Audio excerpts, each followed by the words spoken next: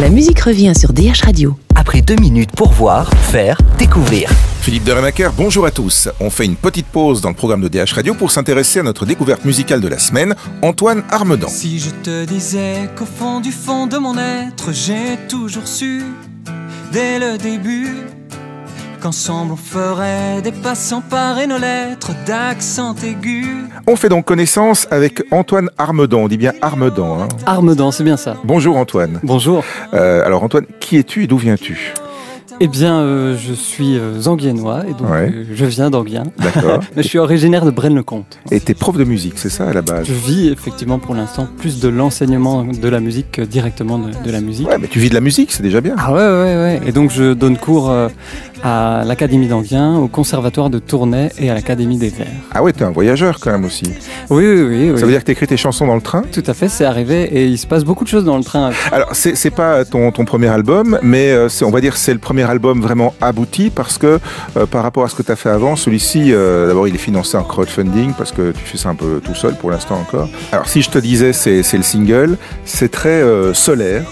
Très positif, un peu pop et tout. Oui. Parce que j'écoutais le premier album sur internet, là c'était quand même un peu plus mélancolique, un peu plus sombre. À la Gérald de Palmas, ici ça éclate un peu plus, il y a plus de couleurs quoi.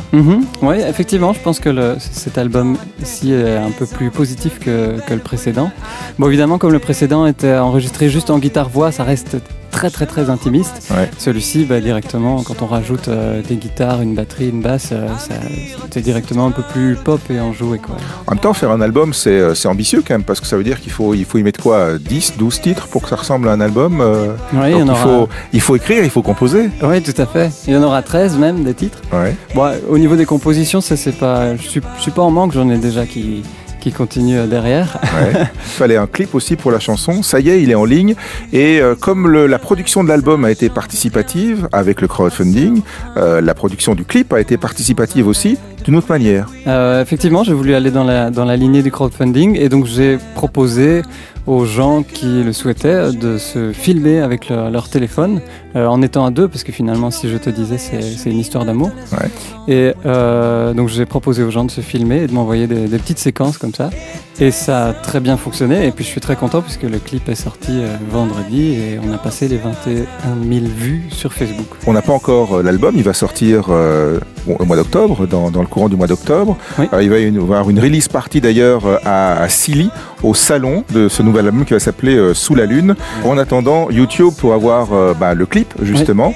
Et puis pouvoir revisiter aussi les anciens morceaux parce que tu es assez partageur quand même. Tout est en ligne, on peut tout découvrir. Vous pouvez vous asseoir au coin du feu et faire fonctionner la playlist. Super, bonne continuation Antoine Armedan. Un grand merci.